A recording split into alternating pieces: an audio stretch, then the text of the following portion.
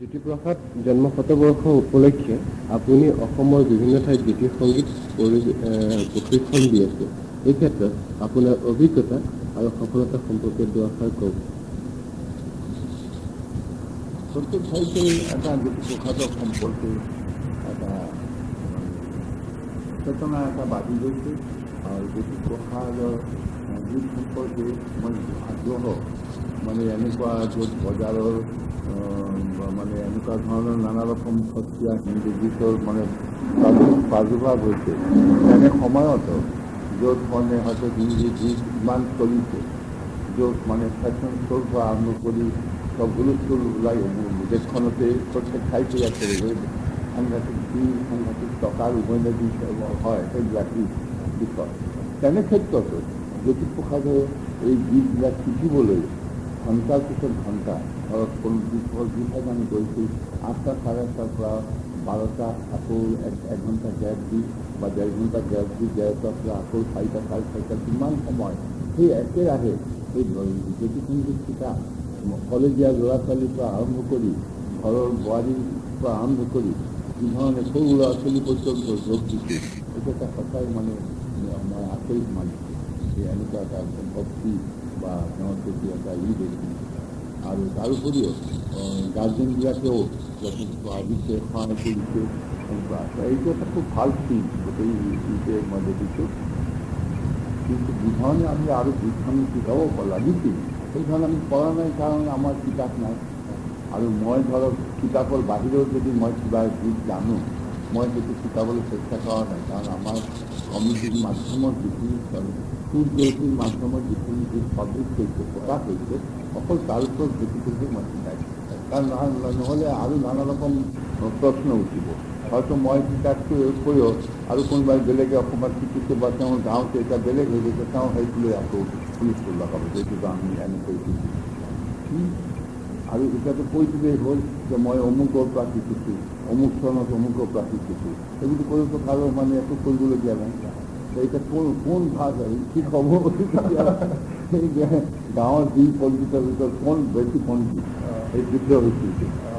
তাৰপিছত এজনে খুব টান এটা ইংৰাজী ক'লে, কিন্তু উত্তৰ দিলে, আৰু বাকী এজনে ক'লে যে চিধাকৈ সুধিলে আই ডোণ্ট ন'। কওঁতে সি সিহঁতি ক'লে মই নাজানো।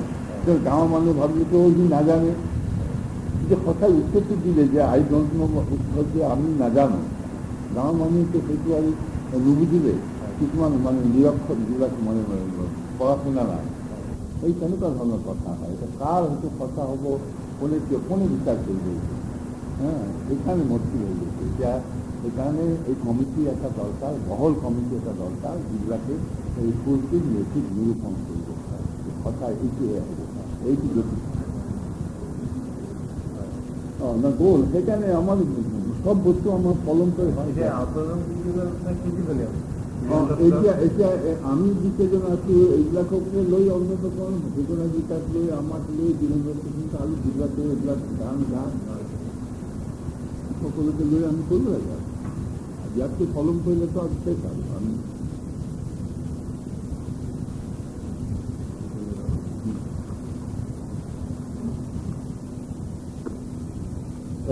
জ্যোতি সংগীতক লৈ আপোনাৰ ভৱিষ্যত পৰিকল্পনা কি?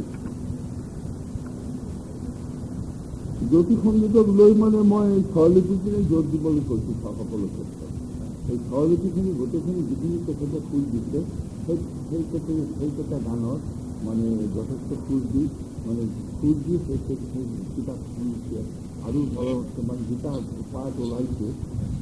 দুটা পাৰ্টৰ ভিতৰতো হয়তো অলপ শিল্পী মিষ্টেক আছে বা কিবা আছে, সেইবিলাক আকৌ ঠিক কৰি আৰু বাকী যিখিনি গীত আছে সুৰ দিয়া সেইখিনি সম্পূৰ্ণকৈ উলিয়াই দিব। আৰু তাৰোপৰিও এই কমিটিৰ মাধ্যমত এটা ভাল কমিটি কৰিব লাগে, যি কমিটিৰ মাধ্যমত তেওঁলোকৰ তত্বাৱধানত এইবিলাকৰ কেছেট কৰিব লাগে। সেই কেছেট অন্তত এটা নিচিনা থাকিব লাগে, যে কিবা এটা মিঠাই বনাওঁতে এটা মেৱা নে কি বুলি কয় নহয়, আচল সেই ডাঙৰ সন্দেহটো বা কি কয় তাৰে অলপ অলপ কৰি দি যায়। সেই বস্তু এটা হৈছে একটা স্কেল থাকিব লাগে, একদম স্থানে কি যায় তাৰে পৰা সেই প্ৰডাকশ্যন ওলায় সেই খানেকি এটা মানে সেই গানকেইটা গোৱাই সেই গানকেইটা স্বৰলিপিৰে সৈতে তৈয়াৰ ৰাখা হ'ব। তাৰ পৰা বিভিন্ন আৰ্টিষ্ট কাৰোবাৰ ভাল দল আছে, কাৰোবাৰ তেওঁ গাঁও সেই ধৰণৰ ৰবীন্দ্ৰসংগীত এটা ৰবীন্দ্ৰসংগীতে প্ৰায় 100জনতকৈ বেছি গায়। সেইটো তাৰ কাৰণে একো নাই, মানুহে লৈছে কিনে। আমাৰ ইয়াতে জ্যোতিসংগীত কোনোবা বেলেগে গালেও শুনিব, ভইচটো ভাল শুনিবলৈ ভাল হ'লে, কিন্তু সুৰটো মতলব ঠিক কথা আৰু সুৰখিনি ঠিক তাৰ যিখিনি সৌন্দৰ্য সেইখিনি অন্তত ঠিক কৰি দিব।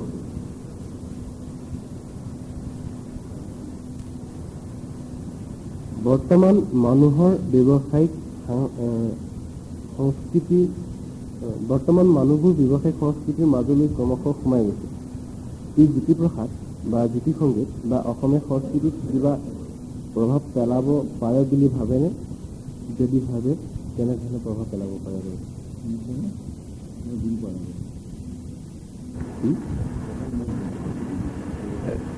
বৰ্তমান এতিয়া ধৰক যিটো গ্ল'বেলাইজেশ্যনৰ প্ৰভাৱত আমাৰ মানুহবোৰ যিধৰণে বিপথে পৰিচালিত হৈছে, এই ক্ষেত্ৰত আমাৰ সংস্কৃতি বা জ্যোতিসংগীত বা জ্যোতিপ্ৰসাদ কি ধৰণে তিষ্ঠি থাকিব? জ্যোতিপ্ৰসাদ তিষ্ঠি থাকিব, কিয় তিষ্ঠি নাথাকে? ভাল বস্তু পেটাও আমাৰ তাৰ মৃত্যু নহয়। গ্লোবালাইজেশনে হোক, আর গ্লোবালাইজেশনে বেঙ্গলিতে একটা কয় না পটল তুলবে, মানে পটল তো মানে শেষ হয়। এই গ্লোবালাইজেশনকো উপৰাই দিব লাগিব, আৰ উপৰাই দিব লাগিব সেই মানসিকটো আমাৰ ঠিক থাকিব লাগে। আমাৰ মানুহে কিয় চিন্তা কৰিব নোৱাৰে গ্লোবালাইজেশনত আমি যে উপৰাব নোৱাৰিম? কিবা অদ্ভুত ধৰণৰ এটা বিৰাট এটা বানপানী আহিছে, বানপানী একেবাৰে ওখ পানীৰে একদম ৰাতি শেষ কৰি দিলে। শেষ কৰি দিলে কি গাঁওখন বা দেশখন শেষ হৈ যায়। তাৰে ভিতৰত বাচি থাকে তো মানুহ, পিছৰ বছৰ আকৌ কিবা এটা বান্ধে তেনেকুৱা। এই গ্লোবালাইজেশ্যন এগেইনষ্টে অইন দেশবিলাকত এটা ভীষণ মানে প্ৰচেছন হৈছে, অমুক হৈছে, তাৰ প্ৰতিবাদ এটা আৰম্ভ হৈছে। গতিকে আমাৰ ভয় কৰা একো নাই তাৰ কাৰণে। আৰু আমি যি সময়ত গ্লোবালাইজেশ্যনৰ ই চলিছে সেই সময়ত যদি সতমস্তিকা দেখিব যে বড় অনুবাদ হৈছে। ইয়াতে আমাৰ এইটো কি কয় বোকাখাটত এমলোকে চাহ বাগানৰ ভাষাৰে মানে এই জ্যোতিসংগীতৰ অনুবাদ কৰিছে, নেপালী ভাষাত কৰিছে। বেংগলীবিলাকেও বেংগলৰ ইচ্ছাটো চেষ্টা কৰি আছে বেংগলী লেংগুৱেজত, কিন্তু ভালকৈ আমাৰ প্ৰচাৰটো হোৱা নাই। আমাৰ নিজৰ মানুহবিলাকক আমি নুবুজো তো, আমাৰ বুজিবলৈ অলপ টান হয়। মানে আমি নিজকে সেৱা প্ৰতি মানে আমি কিবা মানে হ'ব নে নহ'ব আৰু মানে খুব, আৰু এনেও আমি অকণমান চেল্ফ চেণ্টাৰ্ড আমি নিজৰ মানুহবিলাক নিজৰ প্ৰব্লেমটো বেছিকৈ দেখোঁ। দেশৰ প্ৰব্লেমটো বুজাতকৈ নিজৰ প্ৰব্লেমটো আমাৰ কাৰণে বেছি। নিজৰ ল'ৰা ছোৱালী কি কৰিব, নিজৰ ল'ৰা ছোৱালী চাকৰি হ'ল নে নাই, অমুক সেইটোত বেছি প্ৰব্লেম। যাই হওক সেইটো চাবই, নিজৰ ল'ৰা মই সেইটো বেয়া বুলি মই নকওঁ, কিন্তু দেশৰ প্ৰতি বা অমুকৰ প্ৰতিও অলপ চিন্তা থাকিব। গতিকে জ্যোতিপ্ৰসাদ হেৰাই নাযায়। আচ্ছা, জ্যোতিপ্ৰসাদ সম্পৰ্কত আপুনি অসমীয়া মানুহক কিবা ক'বনে?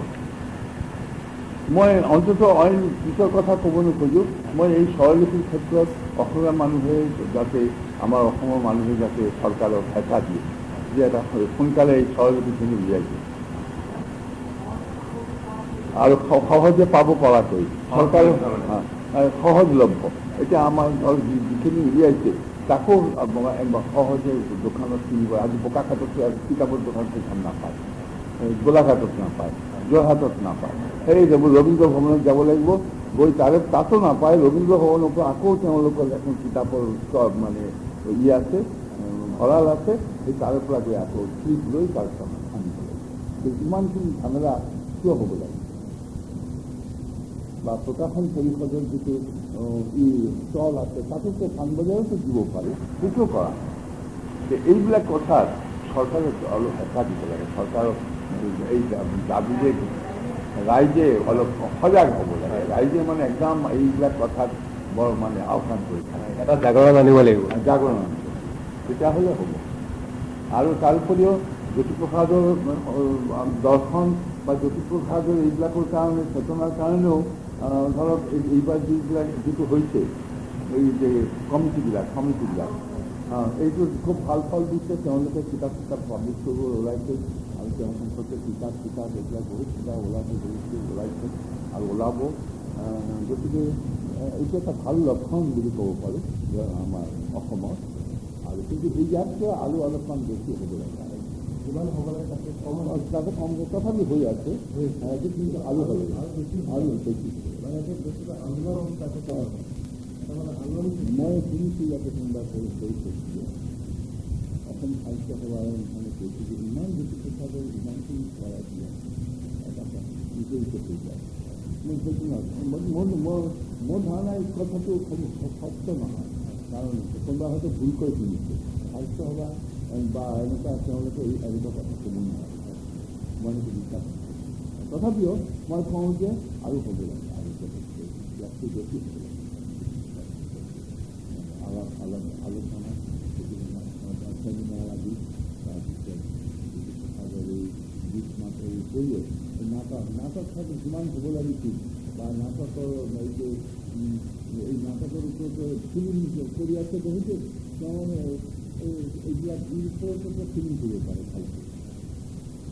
তেনেকুৱা ধৰণৰ প্ৰচেষ্টা কৰিব লাগে। এতিয়া দেখা গৈছে যে জ্যোতিপ্ৰসাদৰ জন্ম শতবৰ্ষৰ যিমানখিনি অনুষ্ঠান পতা হৈছে সেইবিলাক গাঁৱতকৈ টাউনত বেছি কৰা হৈছে। গতিকে গাঁৱৰ মাজলৈ যাবলৈ হ'লে জ্যোতিপ্ৰসাদ গাঁৱলীয়া মানুহক মানে গাঁৱলীয়া মানুহখিনিৰ সংখ্যাগৰিষ্ঠ মানুহ, তেখেতসকলক সেই সংখ্যাগৰিষ্ঠ মানুহক জ্যোতিপ্ৰসাদটো বিয়পাই পেলাবলৈ হ'লে আমি কি প্ৰচেষ্টা ল'ব লাগিব বুলি আপুনি ভাবে? বিভিন্ন মাধ্যম আছে, মই অকলে সেইটো কি ক'ম আৰু এইবিলাক তেওঁলোকৰ মাজত গ'লে তেওঁলোকৰ সত্ৰীয়া কিতাপ দিব লাগিব, তেওঁলোকৰ মাজত নাটক কৰিব লাগিব, তেওঁলোকৰ মাজত জ্যোতি সংগীতৰ অনুষ্ঠান কৰিব লাগিব। এই ধৰণৰ ৰাজনীতি মানুহক সজাগ কৰি হ'লে এই গাঁও ভাগিয়ে তেনেকুৱা ধৰণৰ ই কৰিব লাগিব। আমাৰ সেই ধৰণৰ কোনো অনুষ্ঠান এতিয়ালৈকে হোৱা নাই। টাউনবিলাক বা চেমি টাউনবিলাকতহে কৰিছে, কিন্তু যিটো কৈছে আপুনি সঁচা যে একেবাৰে গাঁওবিলাক মানে ভিতৰুৱা গাঁওবিলাকত তেনেধৰণে পদক্ষেপ লোৱা হোৱা নাই। সেইটো লোৱা উচিত আৰু সেই সমিতিবিলাককো সজাগ কৰি দিয়া উচিত যে এনেকুৱা কৰা উচিত। সেইটো আপোনালোকে কৰিব আৰু চবকে মিলি চবেই কৰিব। হয়,